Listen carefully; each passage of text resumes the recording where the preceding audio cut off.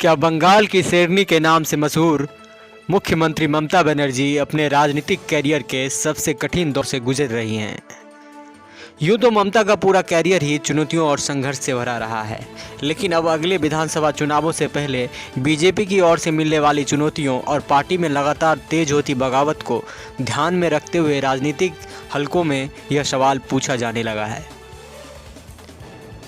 हाल ही तक सरकार और पार्टी में जिस नेता की बात पत्थर की लकीर साबित होती रही हो, उसके खिलाफ जब दर्जनों नेता आवाज़ उठाने लगे हों तो ऐसे सवाल उठना लाजमी है।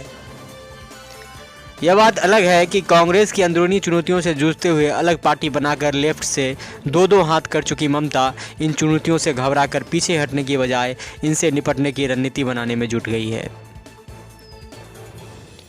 वर्ष 2006 के विधानसभा चुनावों के समय से यानी बीते करीब 15 वर्षों से तृणमूल कांग्रेस और ममता बनर्जी एक दूसरे के पर्याय बन गए थे। पार्टी में किसी नेता की इतनी हिम्मत नहीं थी कि उनके किसी फैसले पर उंगली उठा सके, लेकिन अब बीते 3-4 वर्षों में उनकी पकड़ कुछ कमज़ोर हुई है।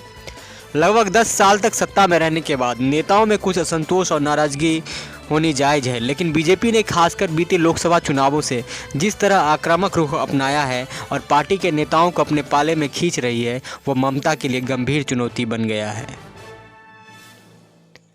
लोकसभा चुनावों के नतीजों के बाद ममता ने चुनावी रणनीतिकार प्रशांत किशोर की सेवाएं ली थी, लेकिन उसका ये पासा अब तक उल्टा ही पड़ता नजर आ रहा है। दावा के तौर पर आए प्रशांत पार्टी के लिए मर्ज बनते जा रहे हैं। ऐसा लगता है कि कई नेताओं के पार्टी छोड़ने और पार्टी के भीतर फैलते असंतोष के पीछे मूल कारण प्रशांत किशोर ही बन गए हैं, लेकिन बावजूद इसके ममता का भरोसा उन पर जस का तस है।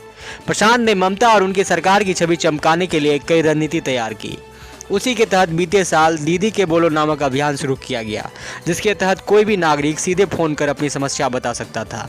उसके अलावा विभिन्न सरकारी योजनाओं में कट मनी लेने वाले नेताओं पर कार्रवाई की गई। इसके जरिए यह संदेश देने का प्रयास किया गया कि कुछ नेता पार्टी और सरकार की छवि धूमिल कर रहे हैं। प्रशांत की सलाह पर ही संगठन में बड़े पैमाने पर फेरबदल किए गए और दागी छवि वाले नेताओं को दरकिनार कर नए चेहरों को सामने ले आया गया। लेकिन बावजूद इसके पार्टी में मची भगदड़ इस बात का संकेत है कि तृणमूल में अंदर खाने में सब कुछ ठीक नहीं चल रहा है। बीजेपी की ओर से राजनीतिक और प्रशासनिक मोर्चे पर मिलने वाली कड़ी चुनौतियों को बीच सत्ता बचाने के लिए जूझ रही किसी भी पार्टी के लिए यह स्थिति आदर्श नहीं है। ममता को एक साथ कई मोर्चों पर जूझना पड़ रहा है। पहले तो राजनीतिक मोर्चे पर बीजेपी की ताकत और संसाधनों से मुकाबला उनके लिए कठिन चुनौती बन गया है। बीजेपी ने अगले चुनावों में जीत के लिए अपनी पूरी ताकत और तमाम संसाधन बंगाल में झोंक दिए हैं। आधा दर्जन से ज़्यादा केंद्रीय नेताओं और मंत्रियों को बंगाल का जिम्मा सौंप दिया गया है। दूसरी ओर प्रशासनिक मोर्चे पर भी ममता की मुश्किलें लगातार बढ़ रही हैं। बीते सप्ताह बीजेपी अध्यक्ष जेपी नड्डा पर हमले के बाद एक और सरकार से रिपोर्ट मांगी गई, तो दूसरी ओर मुख्य सचिव और पुलिस महानिदेशक को दिल्ली तलब किया गया। हालांकि केंद्र के दबाव के बावजूद ममता ने उनको दिल्ली नहीं भेजा। उसके बाद 3 वरिष्ठ आईपीएस अफसरों को जबरन केंद्रीय डेपुटेशन पर जाने का निर्देश दिया गया। इस मुद्दे पर भी टकराव जारी है।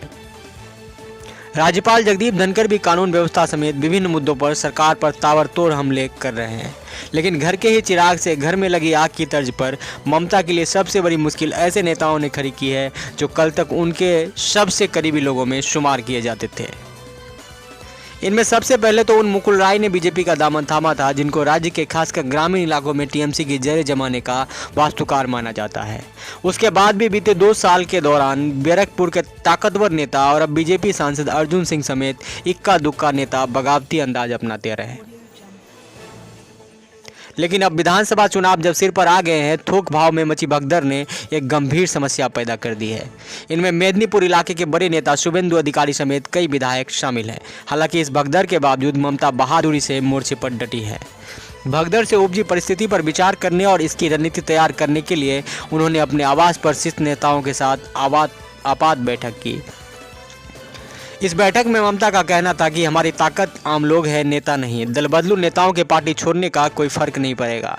ऐसे लोग पार्टी पर बोझ थे, आम लोग ही उनके विश्वासघात की सजा देंगे। बंगाल के लोग विश्वासघातियों को पसंद नहीं करते। बैठक में मौजूद टीएमसी के एक वरिष्ठ नेता बताते हैं कि ममता ने तमाम नेताओं को सरकार के 10 साल के कामकाज के साथ आम लोगों के बीच जाने का निर्देश दिया है। ममता ने बीते एक सप्ताह के दौरान अपनी तमाम रैलियों में कहती रही हैं कि पार्टी छोड़कर जाने वालों के लिए दरवाजे खुले हैं। सत्ता लोलुप नेता आम लोगों की बजाय हमेशा अपनी भलाई के बारे में ही सोचते हैं। उनके रहने या जाने से कोई अंतर नहीं पड़ेगा। टीएमसी में मची भगदड़ के लिए ममता भले ही पानी पी पी कर बीजेपी को कोस रही हो, विपक्षी नेता और राजनीतिक पर्यवेक्षकों का मानना है कि बंगाल में दल बदल की परंपरा को ममता ने ही बढ़ावा दिया था। अब एक दशक बाद इतिहास खुद को दोहरा रहा है। ममता लगातार आरोप लगाती रही हैं कि बीजेपी के नेता टीएमसी के नेताओं को केंद्रीय एजेंसियों का डर दिखाकर दल बदलने को मजबूर कर रहे हैं। यहाँ इस बात का जिक्र प्रासंगिक है कि वर्ष 2011 में टीएमसी के सत्ता में आने के बाद से मानस भुइयां, अजय डे, सौमित्र खान, हुमायूं कबीर और कृष्णेंदु नारायण चौधरी समेत कई कांग्रेस नेता टीएमसी के खेमे में शामिल हो चुके हैं। उनमें से कुछ को मंत्रिमंडल में शामिल किया गया तो कुछ को सांसद बनाया गया। इसी तरह छाया दुलुई, अनंत देव अधिकारी, दशरथ तिर्की और सुनील मंडल जैसे लेफ्ट के नेता भी टीएमसी का हिस्सा बन चुके हैं। महानगर मीडिया न्यूज़ के लिए कोलकाता से आकाश राय।